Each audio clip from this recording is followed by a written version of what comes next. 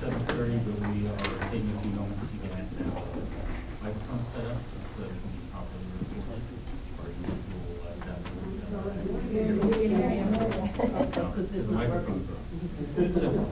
We're in the process of having our microphones turned on so that all of us can be properly recorded and heard.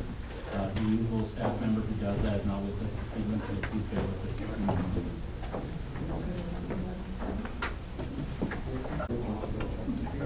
I'm ready. Correct.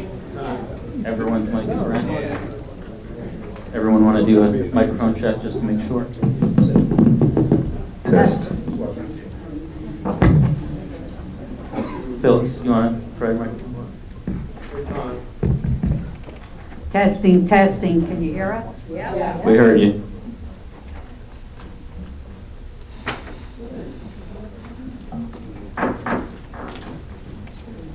Calling the meeting to order. Everyone can still hear that? Right. We'll start with the flag salute.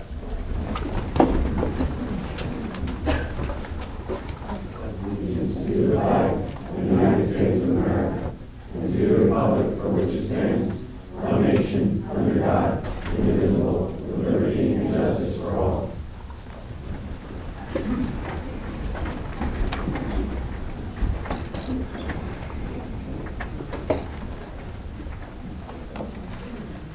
Next on the agenda, we'll have a moment of silence to remember the service and sacrifices of the armed service members who protect our nation and the first responders who protect our neighborhoods. And I'd also like to add the victims and families of Parkland, Florida.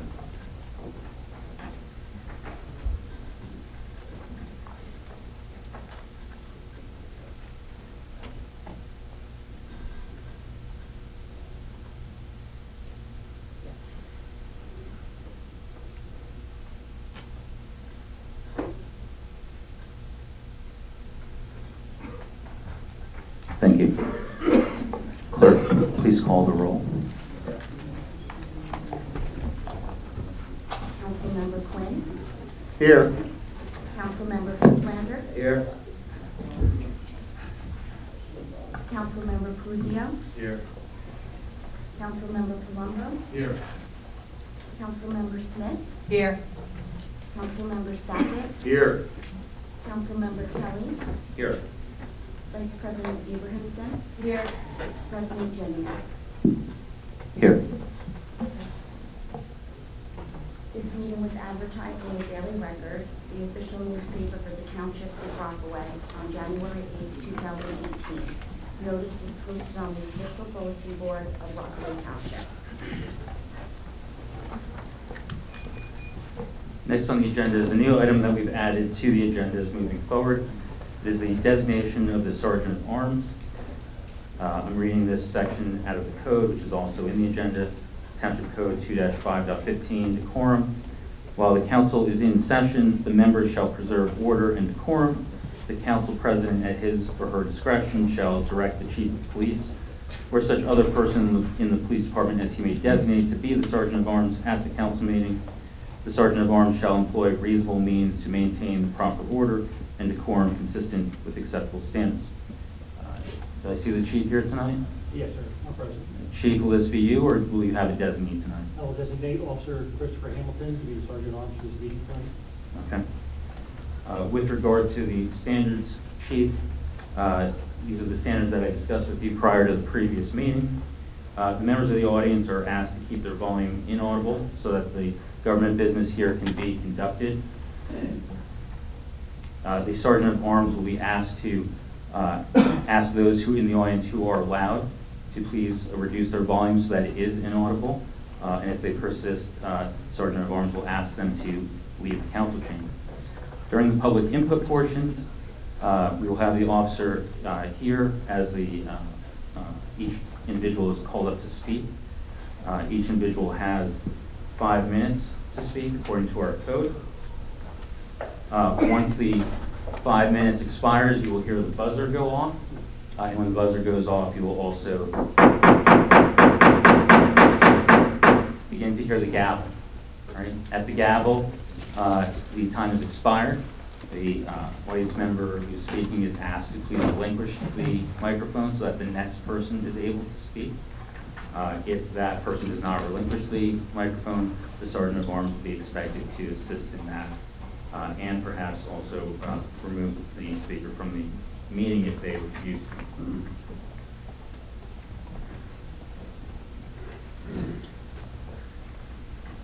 Chief, are my expectations clear?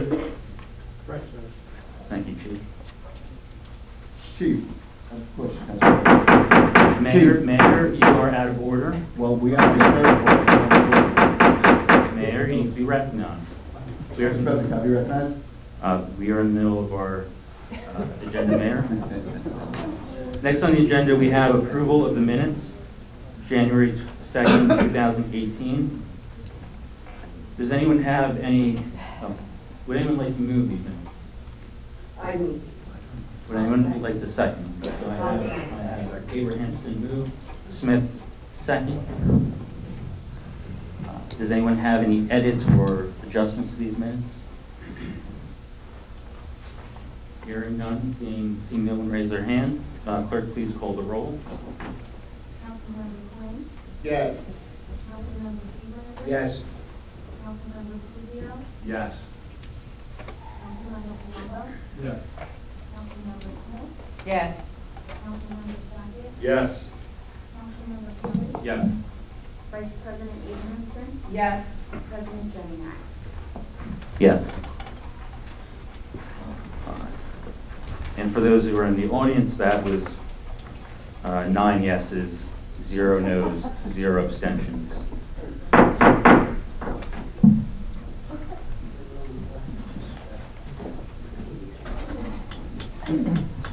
Next on the agenda, we have council appointments. I will read through them. There'll be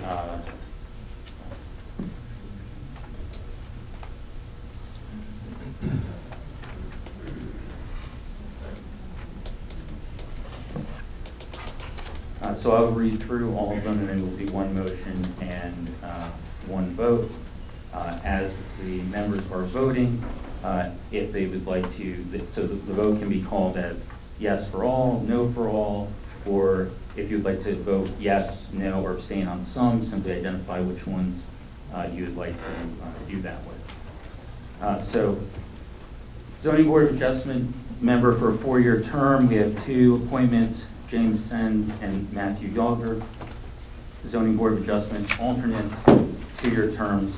Alternate number 1 is Tom Brennan. Alternate number 2 is Jason Smolinski. Alternate number 3 is Joy Weinreich. Alternate number 4 is Phyllis Hampton. Item B, Environmental Commission alternates, 1-year terms. Alternate number 1 is Robin Garcia. Alternate number 2 is Judith Brown. And those are all the council appointments that we will be making this evening. I will move it, and I will ask the council vice president to second. Second. Clerk, please call the roll. Councilmember Quinn. Yes to all. Councilmember Freeland. Yes to all. Councilmember Cusio. Yes. Councilmember Palumbo. Yes to all. Councilmember Smith. Yes to all. Councilmember Sackett. Yes to all. Councilmember Kelly. Yes to all. Vice President Abrahamson. Yes. President Jenny. Yes to all.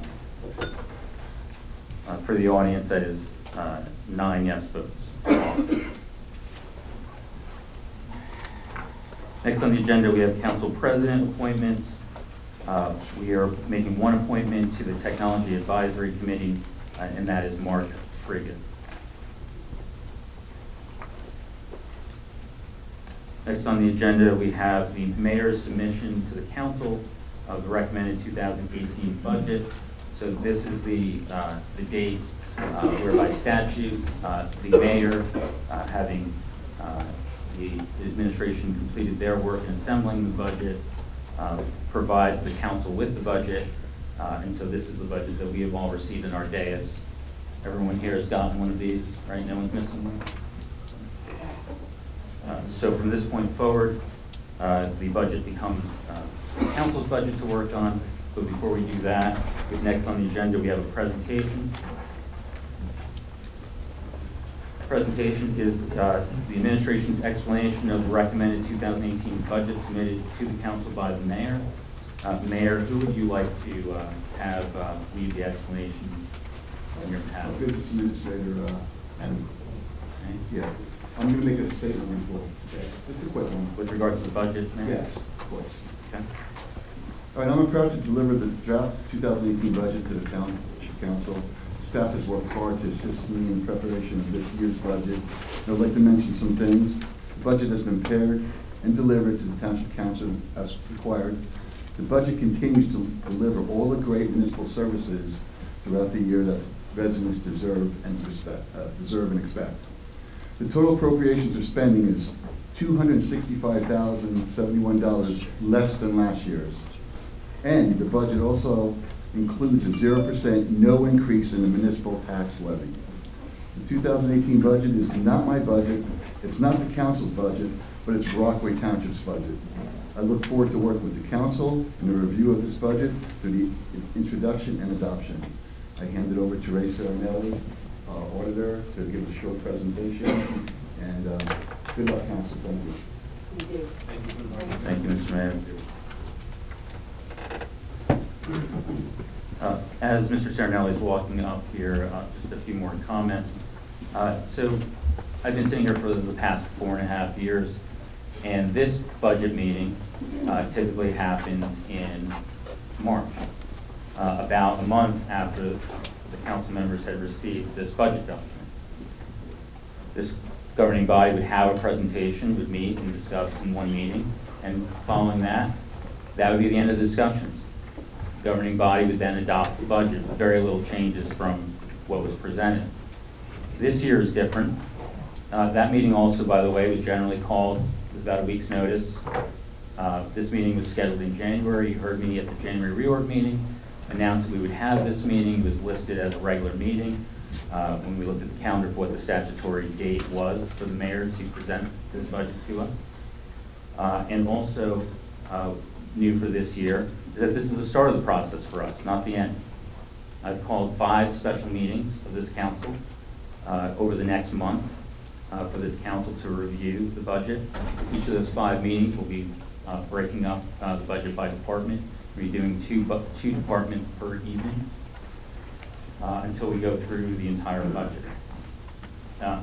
The dates of those meetings will be up on the township website with the corresponding agendas, but for those of you who are in the audience, I'll give you those dates. They are March 2nd, March 8th, March 16th, March 22nd. Those are all at 7:30 p.m. Those are a mix of Fridays and Thursdays. This room availability is Thursdays, Fridays, and Saturdays because of all the other things going on. And the last one is March 4th, which is a Saturday at 2 p.m. Council Vice President and I scheduled those meetings based on the availability of this room and our availability. And as I've directed at all council meetings, we also have a speakerphone here for council members who might not be able to attend in person. As I mentioned, so this year with those 5 meetings, plus this meeting, we'll have met on this budget in 1 year more times than I've seen this governing body meet in the entire preceding 4.5 years that I've been sitting here. So I'm looking forward to this new process of us going through the budget together over the course of those meetings. And I'm looking forward to the presentation that we're going to have this evening as well. By statute, this governing body must introduce this budget at the March 27th council meeting. So we'll be meeting right up until that council meeting. And then about a month later, on April 24th, this council must adopt the budget by state statute. So with that, I will yield the floor to Ray Serenelli, our auditor. Okay, so yes, I'm Ray Serenelli, auditor for Rockaway Township.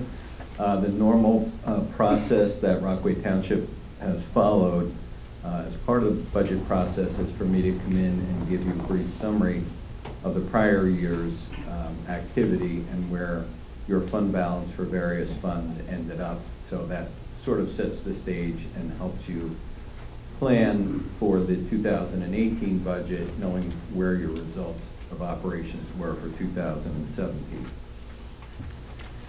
So the fund balance at the beginning of the year 17 started at $6,449,000. $238,000 was used to fund the 2017 budget, and you made back $4,447,000. So your fund balance increased to $6,658,000. That's about a $210,000 increase. I said increase. I know normally I'm here saying decrease, but sort of with the economy, Rockaway Township dealt with a lot of difficult issues, primarily tax appeals. There was also an emergency needed for accumulated sick and vacation payouts. Of course, they all came during the worst part of the economy, as you would think tax appeals did. The main reason, or one of the main reasons for your increase in the fund balance was that your percentage of collection came in at 99.04%. That's the first time I can recall you being in the 99 percentile or above. It's inched up over the last several years as the economy recovered. 3 years ago, it was at 98.4. So, 1.5% increase on your tax levy is a substantial recovery in fund balance. Part of that recovery was also used to bolster some other reserves, fund some other reserves for accumulated sick and tax appeals to put you in a better position going forward. My general philosophy about fund balance is you should try and build it in a good economy. When we go over the top and we're in this decline again, which will happen in the future, you'll be in good position to help the taxpayers more when times are more difficult, and you build your reserves when times are better, like they are now. Ray, is there a copy of your statements in this budget book before us? Just asking. No. Okay. I could make a copy of my notes if you'd That's like, fine. but Just want to know if there's they're something kind to of follow along on. They're very perfectly no, fine. no. Go ahead.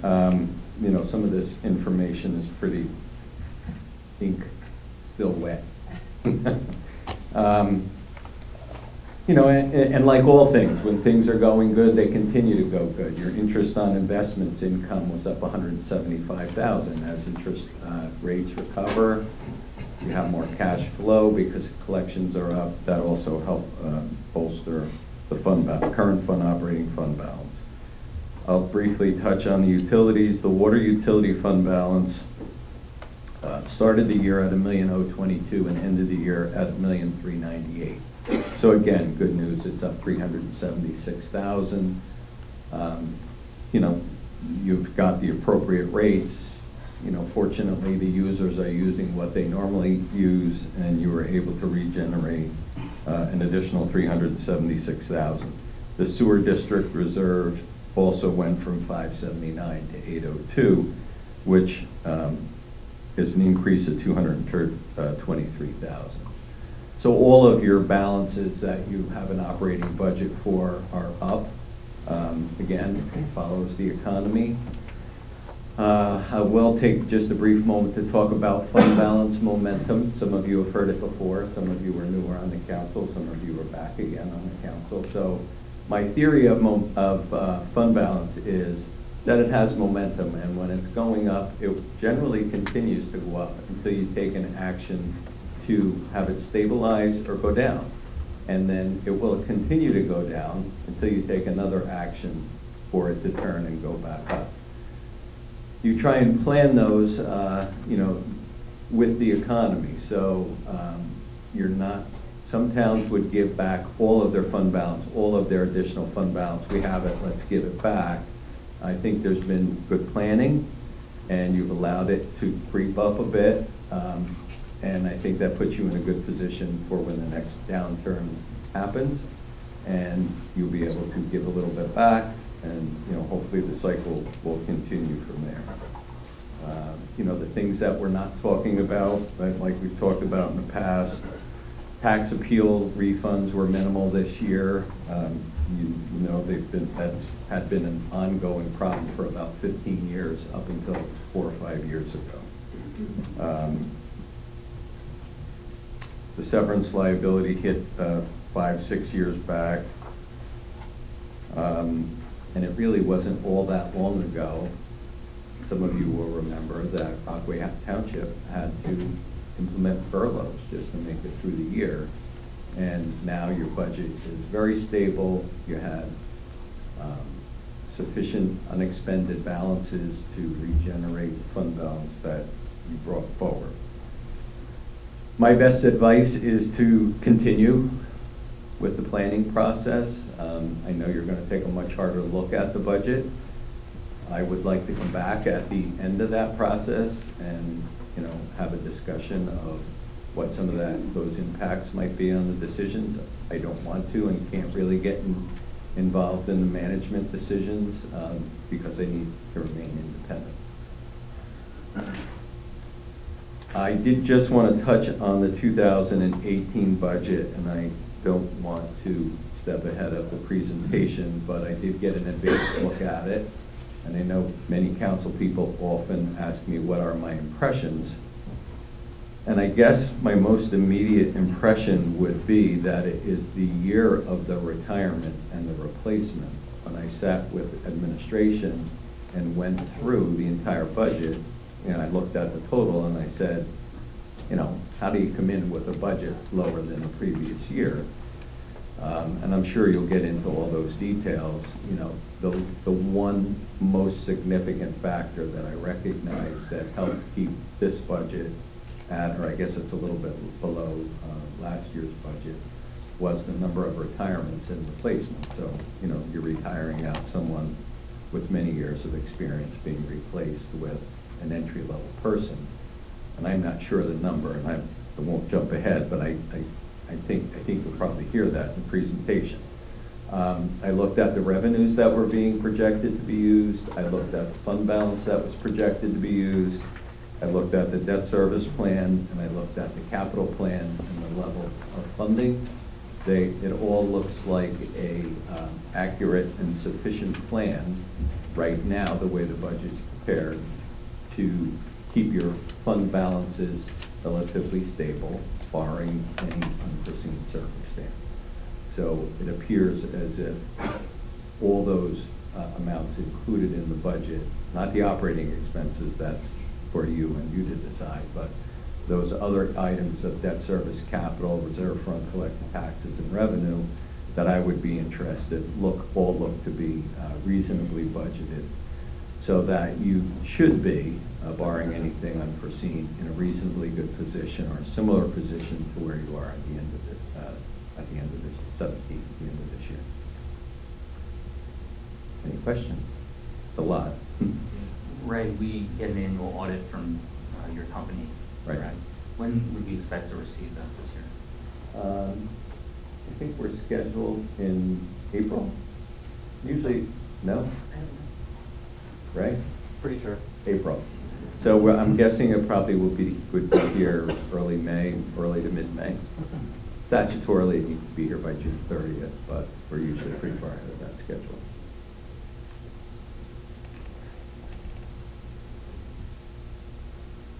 Does anyone have any questions for Ray?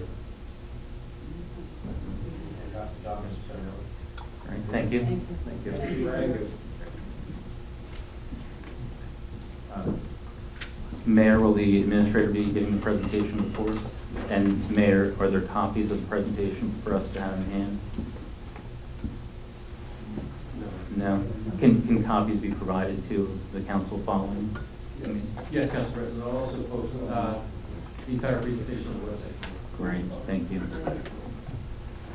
With that, good evening, Council President, members of council, members of the public. My first meeting in Rockaway Township was in May of 2017, and I think Mr. Serenelli identified himself as Mr. Doom and Gloom. He sounded as doomy and gloomy, Ray, so thank you very much. I appreciate it. I also want to point out in the immortal words of Carly Simon and her wonderful song, "You're So Vain," I'm happy that everyone came out tonight to see me. My expectation was for you to you all wanted to see me, so thank you all very much. I didn't talk as much as I will. That said, Mr. Serenelli gave a good introduction to the budget. The first thing I want to point out for everyone is one of the biggest misnomers with the municipal budget is it's an accounting exercise. It's not. The budget is a policy document. It identifies the priority of the municipality through funding things.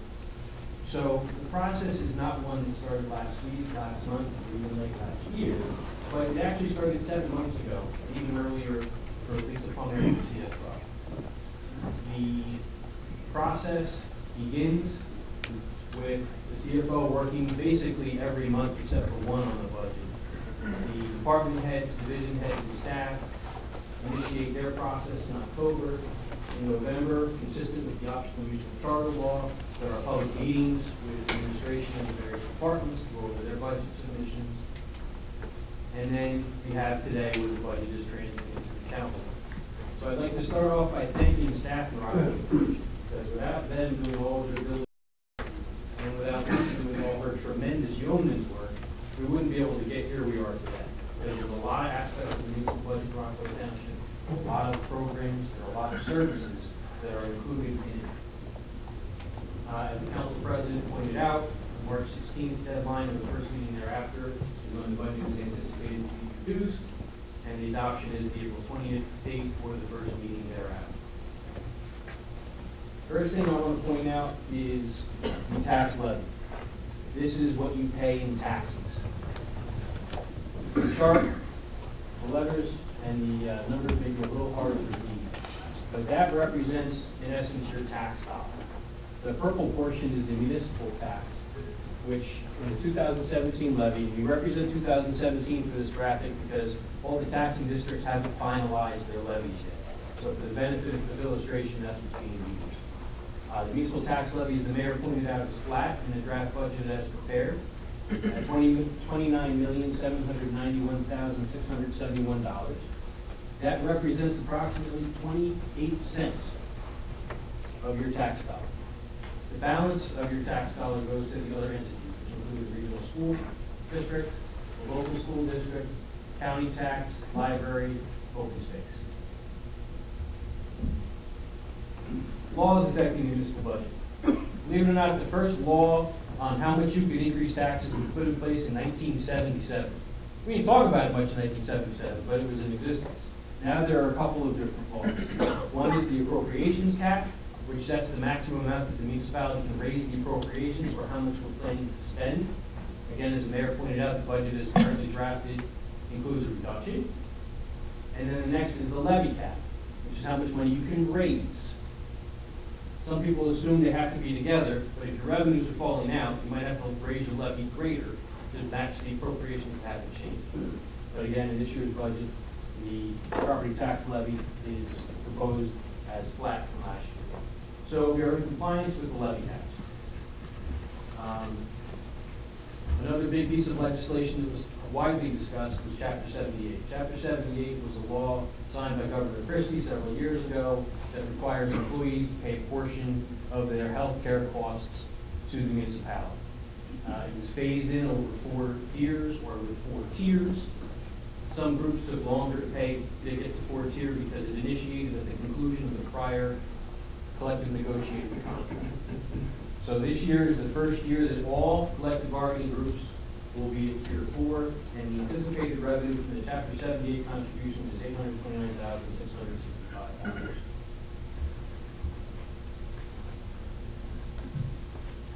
The budget summary includes appropriations of $40,303,618, which again, as previously mentioned, is $265,071 less than it was in the 2017 budget.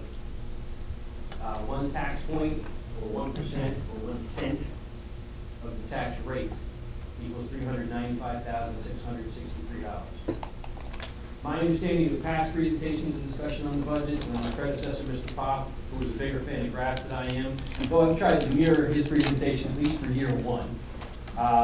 There was a lot of discussion about that number because what is the goal? If you're going to cut something, you need to reach in essence that threshold to reduce the tax rate by a cent. So it's one of those numbers that uses a benchmark to keep in mind. Township net valuation taxable. What is Rockaway Township worth? If you add up all of the real property improvements, the total valuation proposed in 2018 is $3,956,000,000 in change. It's a lot of change. You'll note in the graph, and I'm sure many people are aware, that in 2018, 100% of residential properties, commercial properties, and industrial properties, all properties in Rockaway Township are being reassessed. That reassessment corresponds with an increase in value. You notice in 2012, there was another jump. That was the result of a revaluation. The purpose of a reassessment or a revaluation is to make the market value of your property equal the assessed value of the property. Sounds simple, but when it gets out of whack or askew, you end up with more tax appeal. Because you end up with some properties increasing at a rate that are greater than other properties, which causes exposure with the appeals that were just mentioned, which causes the taxpayers to have to pay them. So the goal of the reassessment is to make those values 100% or 1-to-1. It also obviously has a corresponding increase of increasing value. For example, prior to the reassessment, if your property and improvement were worth $300,000, and we went through the reassessment, your property may now be worth $340,000. The one question I always ask everybody when we get calls about the reassessment or revaluation is, take a look at the value. Can you sell your house? Do you believe your house is worth that? The biggest error that occurs when the revaluation or reassessment happens is people take the old tax rate and apply it to the new value. Apples and oranges. You're going to hear me say that a few times in this presentation. You can't necessarily compare the 2017 tax rate to the 2018 tax rate because of the reassessment. So if anybody has questions about what their tax bill might be, because again, we don't have those other tax entities, there's some math later that can help. You're always welcome to call the tax assessor. He's the best source of information. Mr. Burak knows his business, or you're always welcome to call him. Sources of revenue. Budgets have to be balanced, otherwise they don't work. So the appropriations of $40,300,000 are supported by the revenues in the following groups. You have the largest revenue, which is taxes. That is the orange piece of the pie. 10%, or the blue piece of the pie, is fund balance. Bear with me, it's even too small for me to read. 6%, or the orange portion, is what are known as other miscellaneous revenues. Other miscellaneous revenues are things like income on investments that Mr. Sarinelli mentioned before, fees for franchise agreements with cable companies and the like, court revenues, things like that. 4% is state aid, or money given to us by the state of New Jersey. Some of it's our money to begin with, but more on that in another slide. 2% is from delinquent taxes. If you don't pay your taxes in 2017, you realize that revenue in 2018 as a result of the tax sale. So you get this year's taxes plus last year's taxes. Mr. Sarinelli pointed out our tax rate exceeded 99% collection. That's a phenomenal effort and something to be proud of as a community. However, next year we'll get less delinquent taxes. So there's a seesaw effect in that. And then the last item is the library, the revenue to support the library tax. As I mentioned, state aid really comes in the form of consolidated municipal property tax relief aid. Energy receipts tax is one that I'm going to get back to in a second, and watershed management money. Energy receipts tax, and there's a statistic up there that the township is expected to receive $1.8 million from the state, which is down from $2.5 million in 2004 that we received. A long time ago, we all know about the right-of-way, where the transmission lines are, where the utility poles are, where the fire hydrants are. In order for the utilities to lay their infrastructure there, they had to pay Rockaway Township. Well, the state of New Jersey said, you poor utility companies, we don't think you should have to pay 560 whatever odd municipalities existed at that time. We're going to collect all of that money, and we'll give it out to the towns. Well, the state of New Jersey ran into a budget problem, so they kept some. So the point of that slide is we no longer receive what we once did, so we're still short a significant amount of money from what we received a long time ago. Fund balance, I'm not going to go into too much detail on that. Mr. Serinelli covered that well. Another graphic representing the revenues. Purple is the taxes. Again, it just shows how everything works out as a group, what the percentages are. Uses of appropriations. We raise the money, what are we going to do with it? I often joke with staff and residents that we exist to spend money. We're a service organization, so we collect all the money and then we spend all the money, hopefully delivering great services. And in Rockaway Township, I know we do. Largest piece of the pie, salary and wages are 35%. And we have insurance at 20%. Departmental, other expenses, and I apologize for the value down there, we're going to mess up with the salary. The departmental other expenses are things like postage and stationery, education, paying certain bills that the regular departments use, how much we spend for our pencils. The reserve for uncollected taxes is the orange, pension expenses is Social Security blue, debt service, miscellaneous, library, and utilities. Comments on appropriations. Again, this will be posted on the Township's website, so I'm not going to read every single comment, though anyone sitting is welcome to. I'm not going to go into every single instance that Mr. Serinelli brought up where an employee retired and was replaced with either an employee at a lower title or a lower level of compensation, or a transfer or other efficiency was accomplished. But within the 19 points that are identified on these slides, 8 of the 19 involve situations like that. So we're lucky to retain qualified, dedicated, interested municipal staff and have succeeded those people with other people who are just as qualified and interested at a greater level of efficiency. I know there's been discussion in the past about the mayor and council salaries and wages. As the budget is currently prepared, it includes an appropriation to account for every position. Obviously, the council can do with that what it will. My understanding and my approach has always been to fund every position as if it would need to be paid. If someone wants to waive their salary, as I know some of the members of council may do, that is their prerogative, but it includes every single appropriation. Police salary and wages, up approximately $99,957. A modest increase for what is now a 49-man department, woman department, excuse me. There's an assumption of negotiated salary increases as a result, again, of breakage and other movement. That's the anticipated increase as the budget is prepared.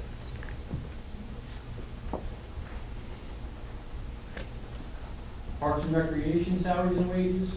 Call this to the council and the public's attention. There is an addition of 1 laborer proposed. Through the process of discussing this with various departments and department heads, that will receive greater explanation. But I just want to make sure that it's called out and everybody's aware.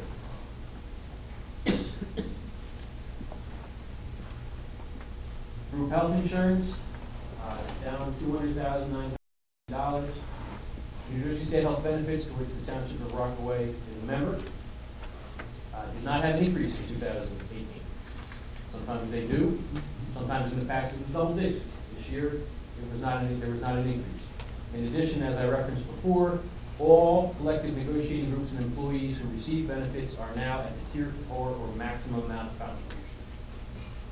Additionally, this is an item that represents a key component of township strategy to fund future liabilities and maintain healthy fund balance. Garbage and trash removal. Anybody who was around for the meetings in early January, we had the pleasure of receiving 1 bid for the collection of bulk waste, vegetative recyclables, and unfortunately that increased $50,016. Additionally, the library increases up $83,684. There's something called the third of a mill. When you have a free and public library, you are required to fund them at a minimum of a third of a mill, which is a calculation done on the total equalized value of the community. So the good news is, all of our property is increasing in value. It's even better news for the library, who gets more.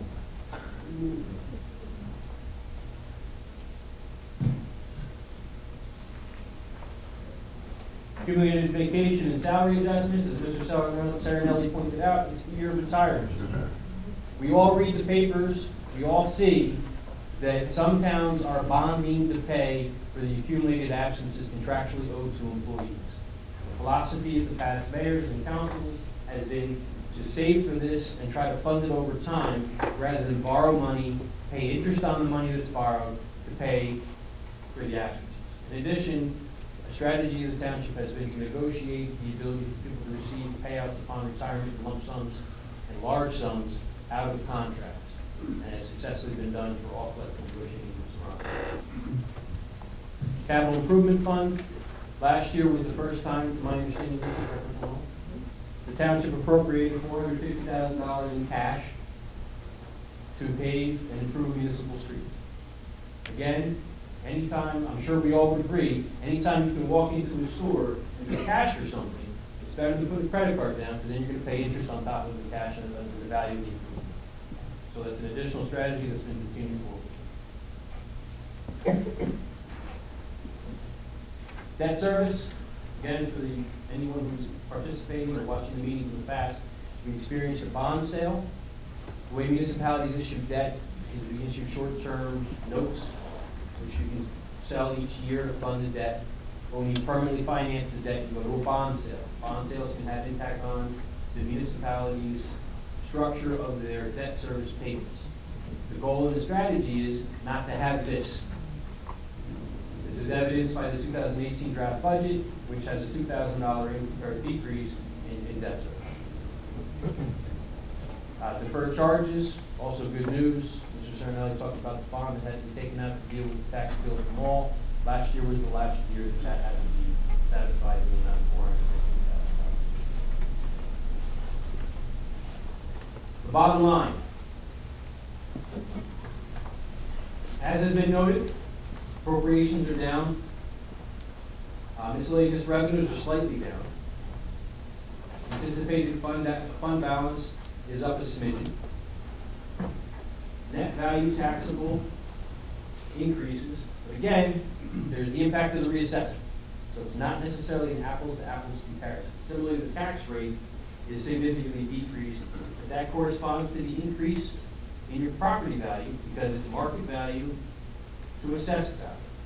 Again, different dynamic. When you get up to 100%, the rate decreases. That said, flat municipal tax levy decrease in appropriation, there would have been a slight decrease regardless of the reassessment. Municipal average home tax bill assessed to $300,000. 2017, 2,510 for the municipal portion, 2,282 in 2018. Again, that's impacted by the reassessment. So if your house was assessed at $300,000 in 2017, now it might be worth $340,000. So if you're lucky, you go down a little bit, or you stay even. Your increase in market value corresponds to the decrease in the tax rate. Tax rate per 100 was $3.118. Now it's proposed to be 2.878. So if you want to get an idea of what your tax bill is for 2018, that's the number. 2.878 per $100 of assessed value. So when you multiply your new value, that's the number to ascertain what you believe your tax bill is going to be. That is an estimate. It's the current draft budget and an assumption of all of the other tax identities that make up that large pie going up 2%. It may be lower, which is always good news, right? Under promise, over deliver. And then again, the average tax bill for a $300,000 house, $9,364 in the sum for all taxing entities. In 2018, $8,635. But again, that's not the same house in 2018 because of the reassessment. The funders that were disseminated include a memorandum from me, articulating some of the things that were brought up tonight, discussing some of the other items, the levy cap, the appropriations cap, some of the philosophies included in the budgets in the past. It includes some summary spreadsheets. It includes line item detail and sub-account, as well as comments on the sub-accounts. The council received it. public document. If anybody wants to see it, you're welcome to come to Town Hall. It's this. I don't know if you want to open this. I don't think we would make you open this, certainly, but I don't know if you want to copy this either. If anybody wants to come read it, I'd be happy to sit with you and go over the draft budget as it's written. That said, Council President, members of council, that concludes the overview. Thank you very much for the opportunity. This was my first budget in Rockaway Township, and again, I really like to thank the staff because they do all the legwork. The idea is if everybody does a little bit, nobody has to do a lot. The only person in Rockaway Township who really does a lot is Lisa Palmer. So thank you very much.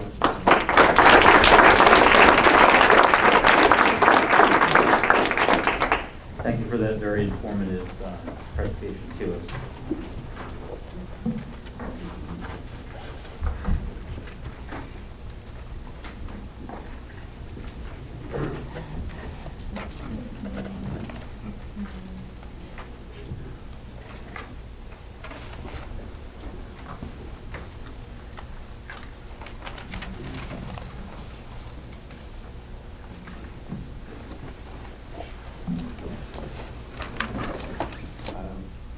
Stated as what it would be, with maybe doors, windows, limiting access, safety mechanisms for the doors or windows. I'm only speculating from some of the stuff that I did research on today.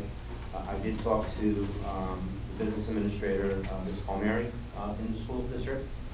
And just so that you all know, I have a 6-year-old that is in the school community. So it's very important to me. And it's a horrible tragedy that's been going on since Columbine 1999 in April, which will be coming up, the 19-year anniversary of that, and it's just gone really out of control. So I think it hits home with everybody in the audience, whether you have children or not. There's a lot of things that are going on where people are getting upset with a whole bunch of things, but this is something extremely important. I think we can look at that and agree upon that. So the questions I have is what the school is trying to do is have Class 2 officers as a resource within the school buildings. Now currently, and maybe Chief McFarland, if he's still here, as well as the mayor, I don't believe Rockaway Township has Class 2 officers. Councilman Taylor, all of your questions should be directed through the chair. As a reminder. Thank you. I don't believe that we have Class 2 officers that are there. And I'm looking to see, from the research I did under 40A, 7:14-146.14, which is Special Law Enforcement Officers Ordinance, Terms and Regulation, Police Training Commission, waiver of training as well. If it takes a period of time to have a special Class 2 officer, but there's also the ability of a retired police officer who has continued his certification after retirement to still carry a concealed weapon and act upon anything. There are schools that have hired them. Marshall's is increasing their security. I know that Valley View Middle School is doing the same in Denville. And I hope that we can do the same thing as well.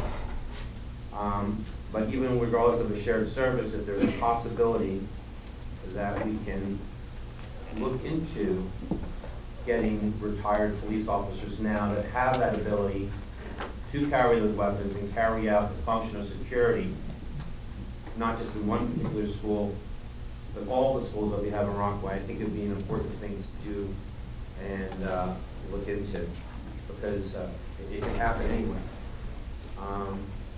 So Council President, through you, if you can ask Chief McFarland or even our mayor, who I think has got some information on this as well, and his participation in that,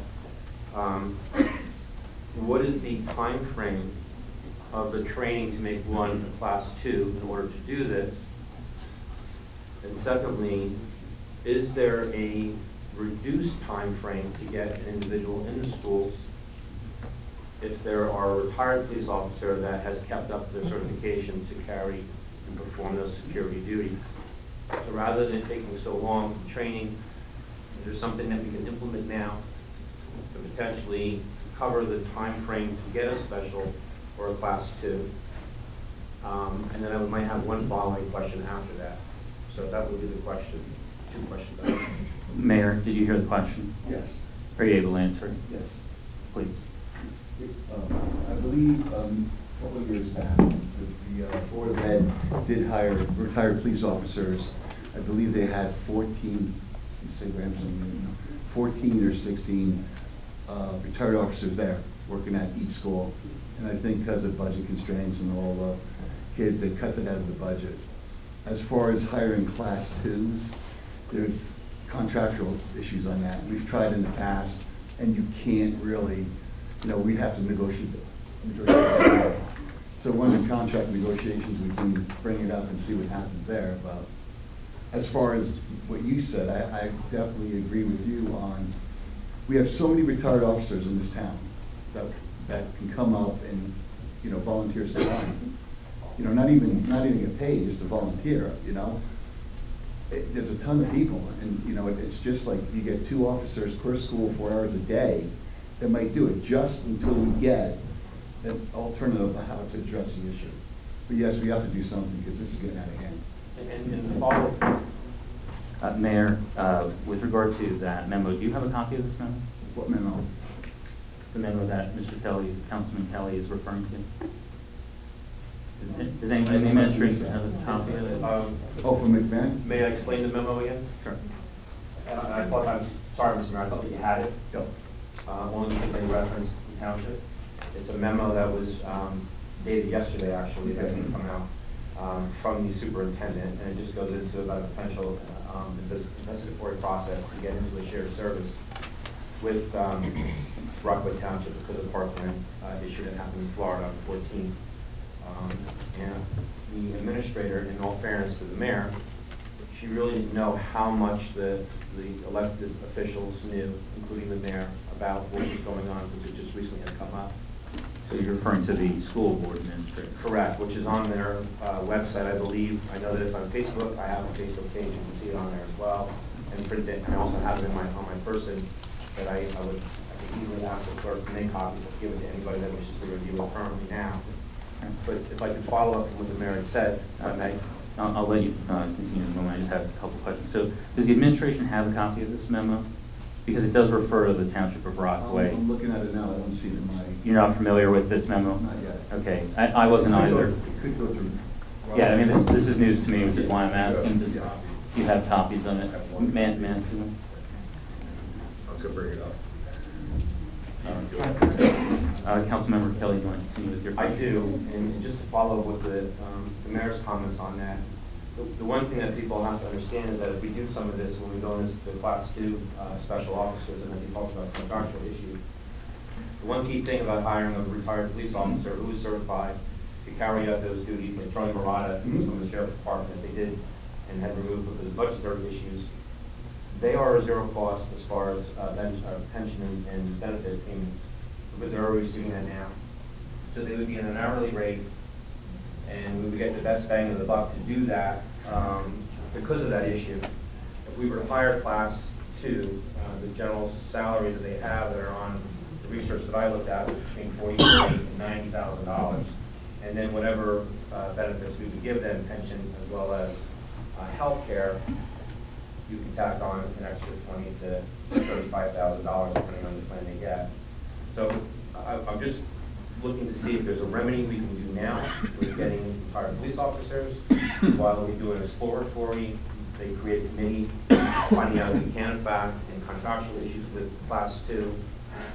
But at least we would have something implemented in place now or very soon rather than the length of time that it could take for these discussions, certifications, training under the PTC. So as far as the new business, that's all I have.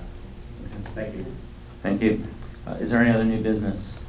Councilmember Puziel. To piggyback on what Councilman Kelly said, a few years back, the legislature sponsored a bill, and it designed, towns have always had active police officers, class 2 specialists, which can work part-time doing traffic, but they're limited to the amount of hours that they're allowed to work through state law, through statute. So what the legislature did to help the school system with security, they came up with a class 3 designation. And it's designed that they're retired police officers. They work exclusively in the school systems. And the reason that was designed was because they did, with class twos, you can only utilize them a certain amount of hours per week. And if you were going to take the class two and put that in the school system, then it would be taking away their ability to work within the municipality at parades, at whatever function you wanted to use it for traffic.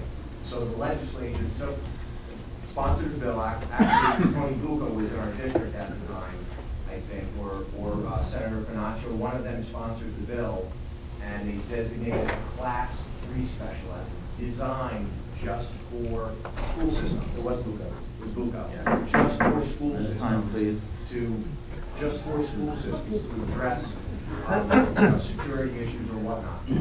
It's really a lot. What's all retired. It's meant for people who have retired in good standing, as Mr. Kelly said, who have kept up on their firearms training, and you have to qualify twice a year. Go through all the AG guidelines requirements. Our chief could probably explain a little bit more when we eventually get down there. Thank you, Councilmember Kuzia. So, Councilmember Sackett provided me with his copy. I'm going to give that to the clerk so she can make copies for the council. If you like, I can email her after the meeting. I have it electronically. It can be sent out since I wrote it. Okay, that would be great. Thank you. And then, we can get a copy. Mayor, I'll have the clerk also send you a copy and the administrator so that you have it as well. And then once we're all able to educate ourselves on what the memo says, perhaps we can have further discussion on this. Any other new business? Hearing none. We have reports. It hasn't been that long since we had our last reports, but we will continue down the roll call order.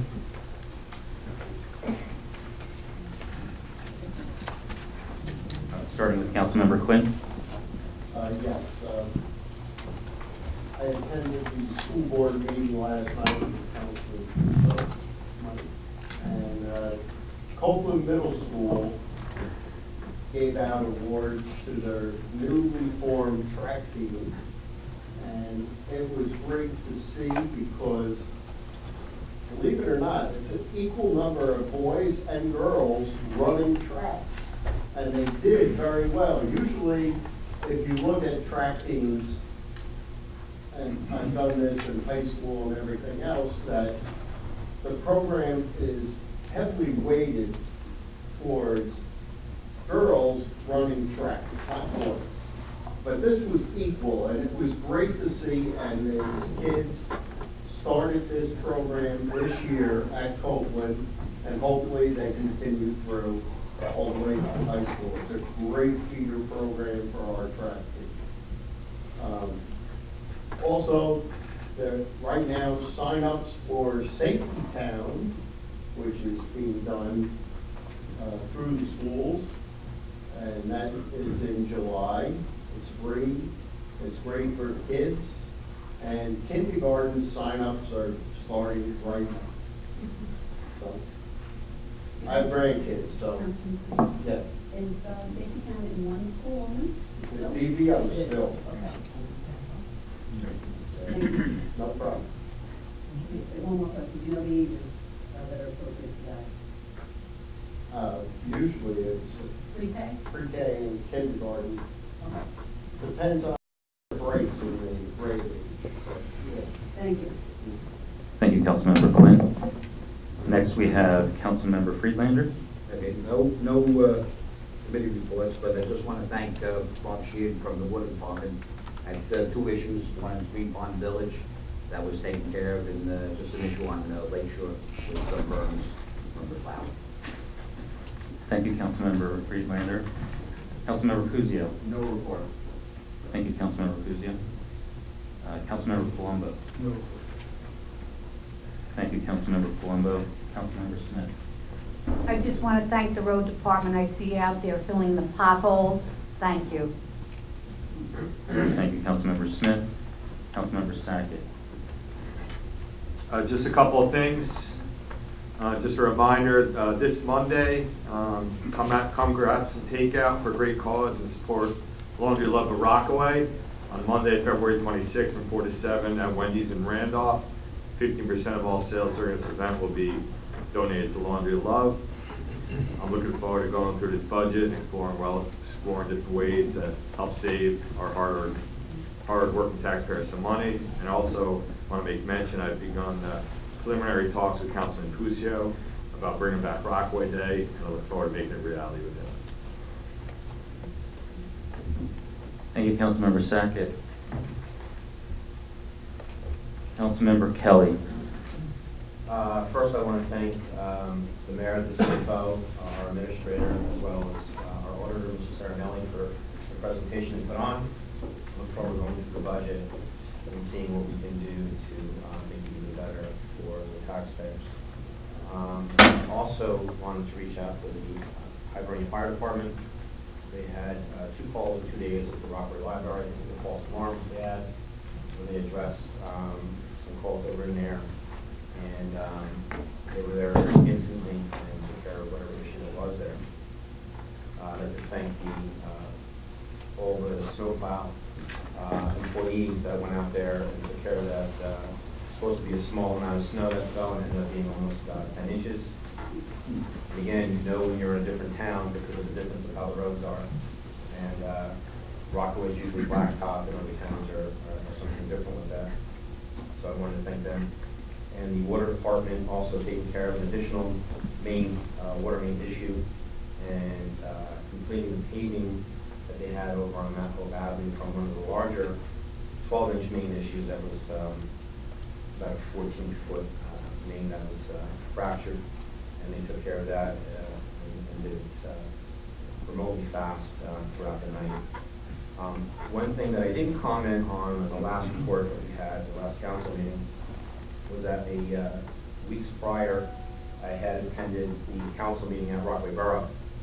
Rockaway Borough being a little brother of ours of the township, and I wanted to introduce myself as well as the council and look into potential shared services with the borough. With us being next door, I did make a suggestion. It was in the citizen paper about potentially moving into shared services with dispatch with Rockaway Borough. Rockaway Township knows the demographics of Rockaway Borough, and the comm center, I'm not sure, had that same outlook. You know, one that's answering a call in the comm center could be from Vernon, could be from Blairstown, it could be from anywhere, it could be from out of state. But if we were potentially to handle that service, if we could do that, again, it would be an investigatory process to see if we could, our equipment, personnel, and so forth and so on. And I also mentioned that a great sense of community between the two towns would be doing something over in Parks Lake collectively between the two entities. Morristown does a really great job in the winter for the green. They decorate it for the holidays. Dover does the same thing with JFK Park. They did a phenomenal job this year, which was one of their kickoffs. They did a really crazy job. And as a kid growing up there, my family growing up in an area, they did phenomenal. And I think that there could be a possibility if we were to merge together and create somewhat of that atmosphere in Parks Lake. It would be a great thing to attract a lot of people. And when there's an attraction of people, they see what's going on, potentially want to invest and move into the township. Businesses seem to follow with that idea. So again, it was just something that I had mentioned to them. They seemed very receptive to it. They did bring up some concerns with Parks Lake at our end of it. That was the kicker. We have some issues with the inlet. They're doing some dam repair, and they want to see if there's a way we can kind of work together with that. I couldn't promise them that, but we would investigate that and have those conversations moving forward. So with that, I'm sorry that it took so long, but I thought it was important for the public to know. Thank you. Thank you, Councilmember Kelly. Councilmember Abrahams. I echo on everything Councilmember Kelly just said about our public works. So I'm not going to echoing on his comments. And I also want to thank Mr. Brewer for the presentation tonight. It was very comprehensive. Thank you very much. Noted work. Thank you, Council Vice President Abrahamson. I have a few items. First, thank you to Ray Serenelli, who's already left, for his presentation to us, our Township Auditor. Thank you to Business Administrator Brewer.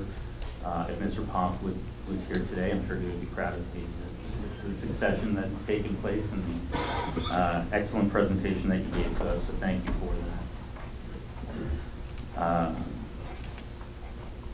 Thank you also to the Water Department, and the other countries that are here. I would also like to thank the audience for their orderly conduct so far. Really appreciate that. Big improvement over our last meeting. And thank you for the cooperation of the police chief and sergeant at arms with this meeting as well.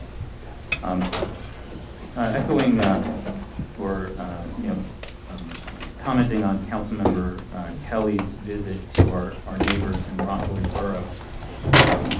I really appreciate that he did that. They reached out to our neighboring township. I've been here for 4.5 years, as I've said. Some have been here longer, some haven't been here as long. But one of the things I've noticed is that we're not very well integrated with our neighboring towns. And I would actually like to perhaps take what Councilman Kelly did, and perhaps we could follow that up by drafting and sending a letter to our neighboring towns, letting them know that we do have a new council here in Rockaway, and that we would be open to discussing ways that we can work together to the benefit of our citizens, as well as perhaps investigate shared services. So I'd like to make a motion to draft and send such a letter through the clerk's office. Councilmember Kelly, will second that? Is there any discussion? Seeing none, clerk, please call the roll. Councilmember Quinn? Yes. Councilmember Freelander? Yes. Councilmember Tizio? Yes. Councilmember Colombo? Yes. Councilmember Smith? Yes. Councilmember Sackett? Yes. Councilmember Kelly? Yes. Vice President Abrahamson? Yes. President Jeniak? Yes. For those in the audience, that is 9 yeses and 0 noes and 0 abstentions. With that, we have Mayor next. Thank you, Council President. I just want to first thank Lisa and Adam. As we all know, they've worked a heck of a lot over the last 4 or 5 months. And coming up to the last 3 weeks, 4 weeks, they both were nervous wrecked. They all stressed out, everything going on. They were just thinking budget, going sleep budget. Adam even told me he had a couple dreams about the budget. That's pretty scary. So, with them and all the department heads and everybody who chipped in, it's the budget. I can't complain about it. It's awesome. This is what I have to say. You know our directors over the last couple of years, and it came out with an outstanding budget. And I thank you all for it, for the work. Also, you already mentioned we're in the 99th percentile of tax deductions. That's just good for us. I don't know about you guys, but it's good here. It really, really is. Many, many years ago when we were short on cash, we didn't have our balances and our reserves. We were in the 96th, 97th percentile. And being in 99 is excellent. So this budget actually is addressing and hopefully going to pick up some of the slack on the rebalance. Our property's going up. It's going to make our house worth more. It's going to make our community more desirable. And hopefully the tax rate drop and everything else will offset. You're going to have some people going up, you're going to have some people going down, and some people staying the same. So good luck to all you out there. As far as the shared service goes, I've spoken many times over the last 6, 7 years with the borough, over dispatch 2 or 3 times, about the police department. So we try to talk to them about getting dispatch first, and then possibly doing the police department also, because they had like 3 or 4 people leaving, the chief leaving, we had a bunch of people leaving too. So it seemed like a great opportunity to do both things at the same time. they were receptive to it, and then they had a big outcry from the public, and then that was shot down like 2 years ago. We did go to them for court first, to let you know, before we went to Mine Hill. And they looked at it, they were in Dover, and they really didn't want to leave Dover at the time. So Mine Hill came to us. We took Mine Hill on, and that seems to be working out okay. We're looking to see if we can take court with them, but there could be something with the DOJ stating that if you have 2 courts, 3 courts altogether, it's a combined court, and it's a different statute, it's not going to be profitable for us to take another court on. But we can certainly revisit that. And as far as Parks Lake, we went there and talked 2 or 3 times. They wanted us to pitch in for the dredging of $665,000, the township side. And we looked at it, we looked in the budget a couple of years ago, and it just wasn't feasible for them back then. And we tried to get them to say, okay, listen, if we even kick in for something like this, our residents would have the ability to go use their beach. That's a good joint service we can do, is so they can use different funds. They can go to Mount Hope, we can go there and take it from there. So we can look into that, but as far as dredging it and spending a lot of money, helping them out, that's going to have to be discussed with the council. But the Christmas stuff and all the decorations of Christmas time is awesome. Thank you. So, other than that, thank you for all coming. And Thank you, Mayor. oh, the concerts.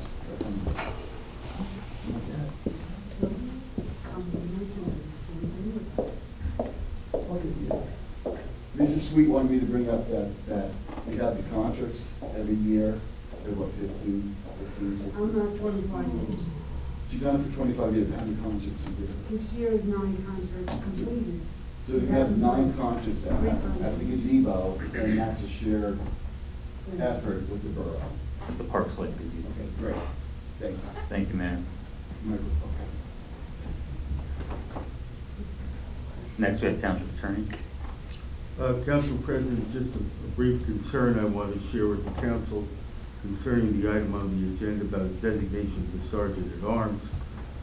I just want to be aware of the protection of the council and the individual council members. The way our ordinance is structured under 2.5.8 and 2.5.5, the primary responsibility for maintaining decorum in council meetings is the responsibility of the council president or the presiding officer in the event the council president is not present. That responsibility is shared with the council as a whole. Now, I acknowledge that under our ordinances, the council president has the right to designate a sergeant at arms or whatever the correct terminology, similar terminology might be. But the council needs to understand that in designating as a police officer to perform that function, the council cannot be responsible or attempt to direct a police officer in the performance of that function. A police officer can only be directed by his superiors and ultimately by the chief of police. And in situations of what we might call public assemblies, the police officer is confined to act within the scope of the laws of the state of New Jersey. I just suggest to you for reading 2C33.8, there is a state statute which deals with disruption of public meetings, and I think if you read that statute and the cases that are reported under that statute, you will note that the standards are considerable and significant before a police officer can act. And that does not mean that a police officer, as any good police officer will, can't use persuasive influence, but the responsibilities or the ability, I should say, of the council to direct any member of the police department or the chief is extremely limited. I'd also direct the council's attention to Title 40 in that regard. Thank you. Thank you, Township Attorney. If you would please send us a written legal opinion on what you just described. be happy to. Thank you.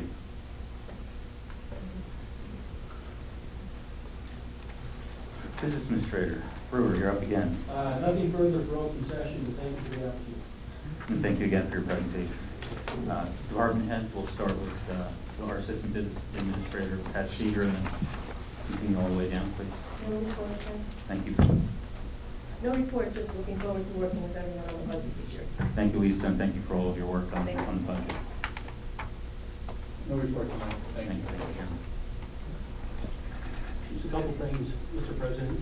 With the concerns in the nation at the increase of shootings down in Florida, we have increased our physical patrols of our schools for the safety of our children and their educators. It's tax time, so needless to say, we're getting multiple calls from residents with people identifying themselves as representatives of the Internal Revenue Service or the U.S. Treasury. Needless to say, if you owe back taxes, they're not going to call you over the phone and threaten to come with a warrant and arrest you. It's basically just a fraudulent phone call. I would recommend anyone that wants more information to go to the Township website, on the police department, in the seasonal messages section. There's actually a drop-down box where you can go for information on identity theft and also information for seniors on how to protect their finances, protect themselves against fraud. We've seen an increase in the calls of people identifying themselves as IRS and tax revenue officers. So once again, common sense. They're not going to call you up. They're just going to come and take it if you owe that much money if they have a warrant for you. And just for clarification, with the Class 3 specials in the schools, not only is it retired law enforcement officers, also school resource officer, which is an important distinction. And the reason that you're looking for a retired police officer is that you actually wouldn't have to pay for their medical benefits or other benefits. Most departments are already providing those in the retired officer. That would be a bigger savings. Because I have researched the Class 3 and SRO officers. I have spoken to the superintendent again. Thank you, Chief, and thank you again for your cooperation this evening in maintaining decorum. That's it for our department heads. Next item on the agenda is open to the public. I have the sign-in sheet here before me. As it states on the sign-in sheet, Ordinance 2-5.14 requires any comments or questions made during the public portion of the council meeting must be addressed to the council as a whole and not to any individual member. Failure to comply with this ordinance may result in the termination of any further opportunity to address the council at that session. And as a reminder to those I'll be calling up, the speaking time is 5 minutes. We have the timer here. At the end of your 5 minutes, you'll begin to hear the gavel. So please, when you hear that, relinquish the microphone so that the next available resident is able to speak. With that, first on the list is Paul Waldeck. Please state your name and address for the record.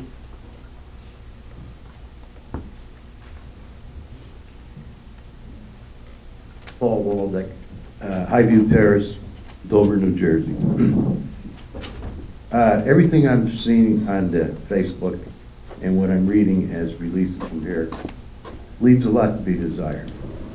Things like calling the legal representative a personal lawyer of the mayor is out of tune. Talking about the police chief as being appointed by the mayor, there's no need for that. And also addressing the needs of the Mayor Datchison and Councilman Quinn. You know, you should turn this over to the legal expert who sits over there at this table. Now, I seen tonight that the business administrator was very professional in the way he delivered everything here. You should take a hint from what he did tonight and apply his skills to your skills. And you guys are good. Everybody's got a different style. Everybody's got a different style. I addressed the council last year, and I was talking about snow removal, and I got to tell you, my plan did not work. But Mr. Datchison came up into the neighborhood, canvassed the neighbors, spoke to their concerns, and addressed the needs, and corrected it, and everything worked out. His worked, mine didn't work. That's what it's all about. And I gotta tell you this, that if you guys don't get some direction, and you guys don't get some integrity and professionalism, what's gonna happen is, just like Barnum and Bailey, they had to close the circus because they didn't have any elephant acts.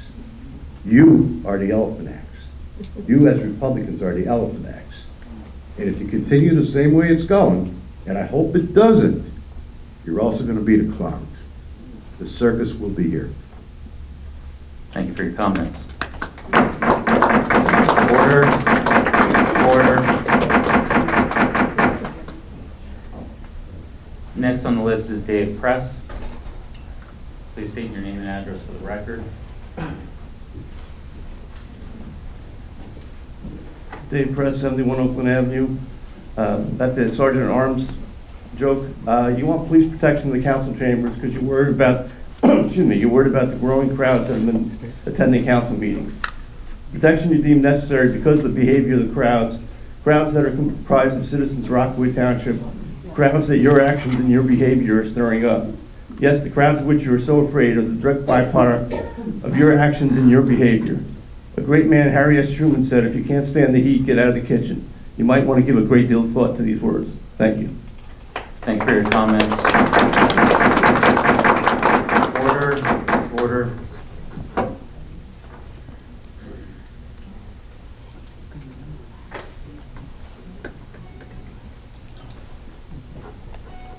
Next we have Bob Conlon.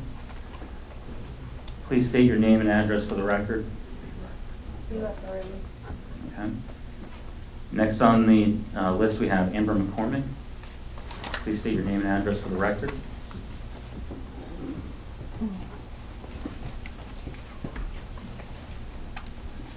Hello, my name is Amber McCormick. I'm from 30 Hibernia Road. I'm a little concerned about the lack of transparency that's currently being displayed by the current council. Today is February the 22nd, and yet as of this evening, the last minutes posted online are from November 28th, 2017, which that's been 5 meetings this year, no minutes. I see tonight we voted on one, you guys voted on one. As you can see, this room cannot hold all the constituents in this town. Many are physically unable to get to the meetings. Many have to work at night. Many just maybe have small children or unable to attend, and they rely on those minutes to understand what's going on in town rather than having to look at Facebook arguments or social media arguments. They want to see the documented actions of what's being taken place in this town. And I also, from my understanding, believe there's also a law that goes into this called the Sunshine Law. I think that's the name of it. I'm not a lawyer, I'm not sure, but I do remember reading somewhere that after any public meeting, I believe it's the New Jersey Open Public Meetings Act, the minutes, whether they've been approved or not, are supposed to be provided to the public as soon as possible. If they are not approved, they can have a statement on the top that basically states the minutes have not been approved and may be subject to change. But this at least allows the public a chance to know what's going on and what's being said. I would really like to see that take place. I don't understand why it's taken so long for getting the minutes out. But I would really like to see that happen, and I really hope that that can occur. We have a lot of residents in this town that really truly are interested but just cannot be here. So for their sake and for the sake of the transparency that has, been a theme for the past year and a half, I would really like to see that occur. Thank you for your time. Thank you. Next on the list we have Jackie Bader. Please state your name and address for the record.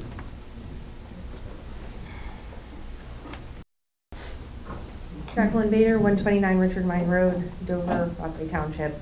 I just wanted to make sure that the rules that you are using currently are the Roberts rules, as what you had stated.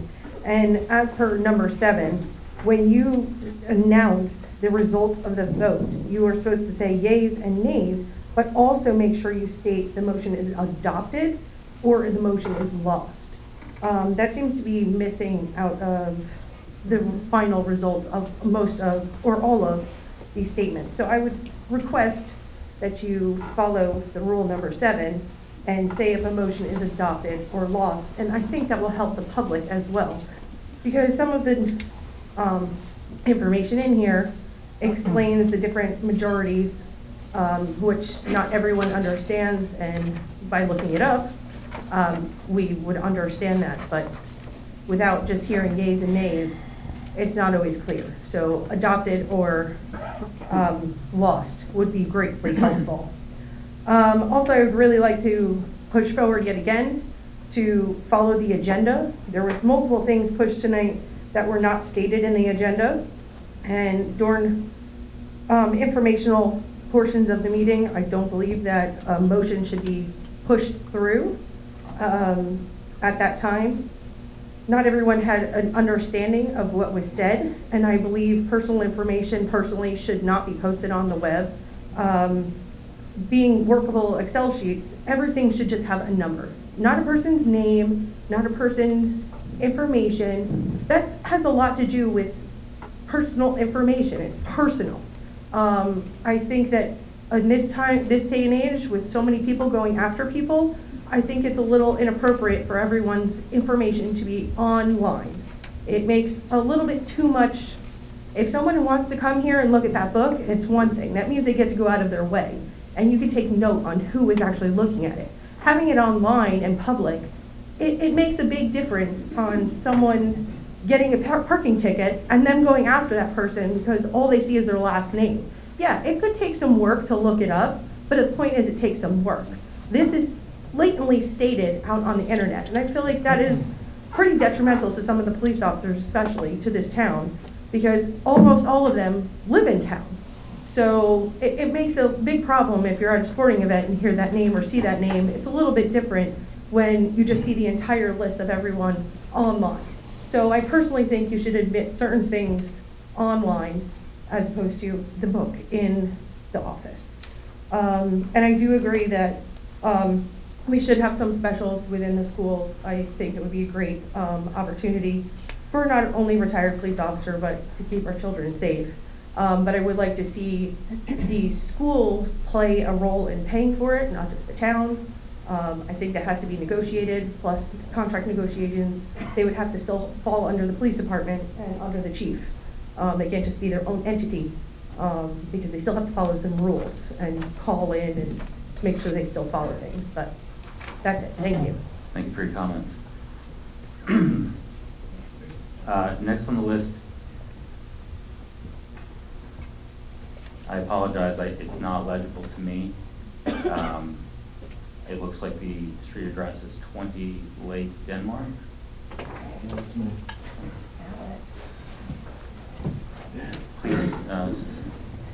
Please state your name and address for the record when you approach the microphone.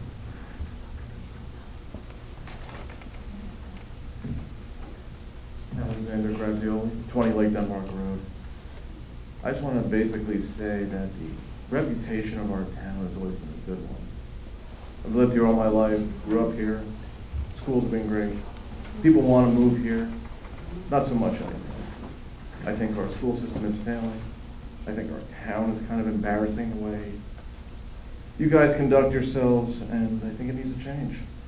I think we need to work together. Excuse me.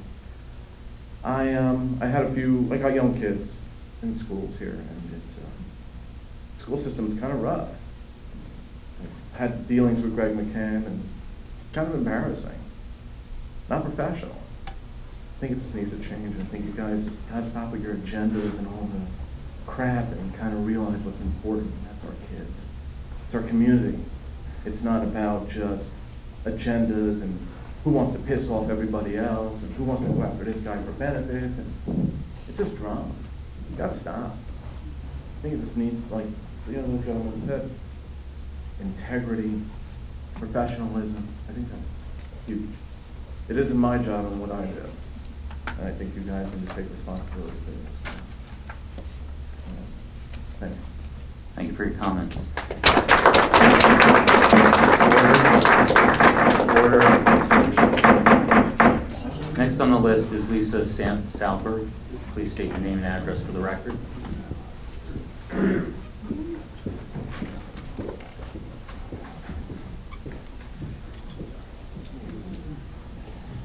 Hi, Lisa Salberg, 10 Bergen Hill. I have some items I'd like to pass to the council. You can bring them right here.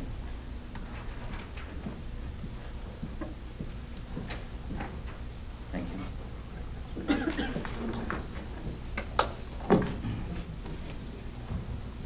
What you're looking at is I have to drive by every day.